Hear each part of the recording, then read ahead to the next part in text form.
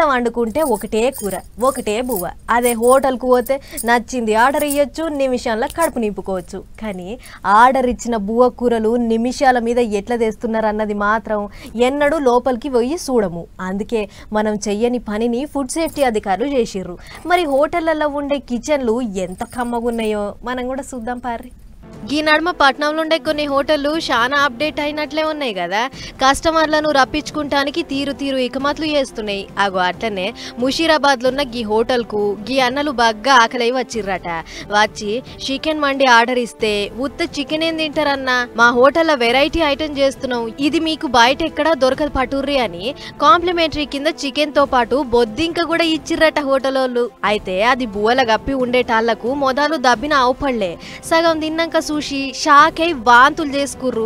గీదేందివా, మేము అడిగిందేంది, మీరు ఇచ్చిందేంది అని హోటలోళ్లతోని లొలికి దిగితే ముచ్చటెరకై పోలీసోళ్ళు ఊరుకొచ్చిర్రు.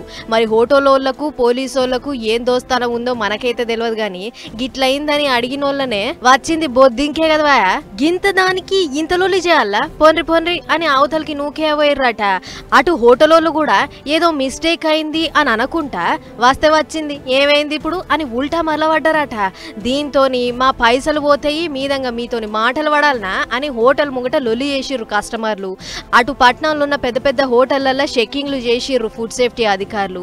ఇక ఏ సాయిబాన్లకు పోయి చూసినా కూలిపోయిన మాంసము, పులిచిపోయిన పెరుగు, ఖరాబైన కూరగాయలు, ఎల్కలు ఆడనే తిరుగుడు, ఈగలు జిజ్జుమని వాలుడు, ఎన్నడో కడిగిన గిన్నెలు. అబ్బో చాలా నీట్గా ఉన్నాయి హోటళ్ల కిచెన్లు.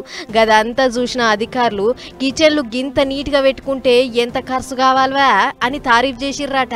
కానీ చూడుర్రి, పైసలు ఆపచ్చన తప్ప జనాల పానాలంటే చాలా మందికి లెక్కే లేకుండా పోయింది. అందుకే చెప్తున్నాం, హోటళ్లకు పోతే ఒకటికి రెండు మాటలు చూసుకొని తినుర్రి.